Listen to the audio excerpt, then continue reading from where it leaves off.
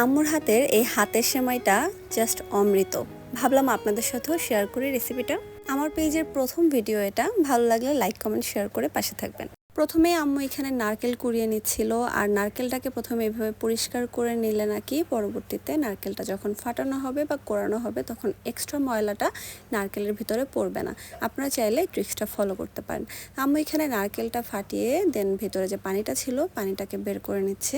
নারকেলের পানি খেতে তো খুবই ভালো লাগে, তাই পানিটা গ্লাসে ঢালার সাথে সাথেই আমি পানিটা নিয়ে নিলাম। কিন্তু পানিটা মুখে দেওয়ার পর আমার রিয়াকশন ছিল জাস্ট বমি আসার মতো, মানে এত জঘন্য খেতে ছিল। তো তারপর আম্মু নারকেলটাকে কুড়িয়ে নিয়েছে। এখন সেমাইটা রান্না করার পালা। প্রথমেই পাতিলে বেশ কিছুটা দুধ নিয়ে নিয়েছে, আর দুধটাকে এখন একটু ভালো করে জাল করে নিতে হবে, মানে জাস্ট ফুটিয়ে নিলেই হবে। সামান্য লবণ দিয়ে দিয়েছে, আর এখন দিয়ে দিচ্ছে এখানে চালের গুঁড়া। অনেকেই ভাবছেন যে দুধের মধ্যে চালের গুঁড়া কেন দিচ্ছে, একটু ধৈর্য ধরে দেখতে থাকুন, তাহলেই বুঝবেন যেটা দিয়ে কী করবে। তো এটাকে হচ্ছে আটার কাই বলে, যেটা আমরা মূলত পানি দিয়ে রুটি বানানোর জন্য করি। তো এখানে যেহেতু আম্মু সেমাই বানাবে, তাই আম্মু আজকে একটু ভিন্নভাবে করেছে, দুধ দিয়ে কাই বানিয়ে নিয়েছে।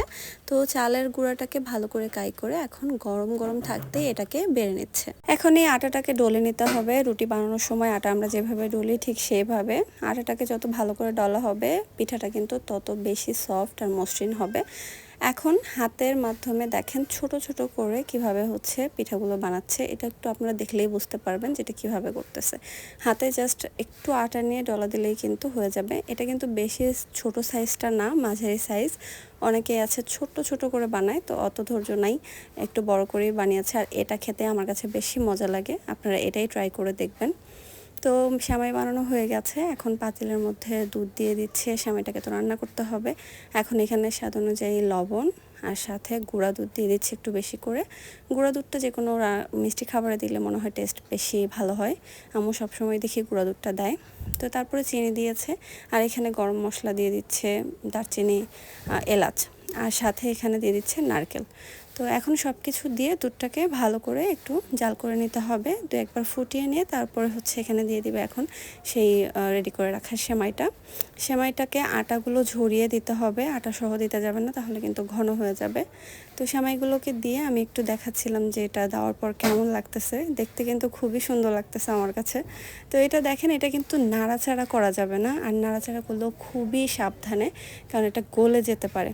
তো এটাকে হচ্ছে বেশি না, জাস্ট 5 থেকে 7 মিনিট হচ্ছে রান্না করে নিলেই হয়ে যাবে, কারণ এটা তো আগে থেকেই সেদ্ধ করা। তৈরি হয়ে গেছে হাতে তৈরি সেমাইয়ের রেসিপি। কেমন লাগলো অবশ্যই জানাবেন। আর এটা খেতে দুর্দান্ত লাগে, আপনারা একবার বাসায় ট্রাই করলে আপনারা নিজেরাই বুঝতে পারবেন এটা খেতে কতটা মজা। তো এই ছিল আমার আজকের ভিডিও। ভালো লাগলে লাইক কমেন্ট এন্ড শেয়ার করবেন, আর পেজটা ফলো করতে ভুলবেন না। দেখা হয়ে যাবে আবার নেক্সট একটা ভিডিওতে। ততক্ষণ পর্যন্ত সবাই ভালো থাকবেন। আল্লাহ হাফেজ।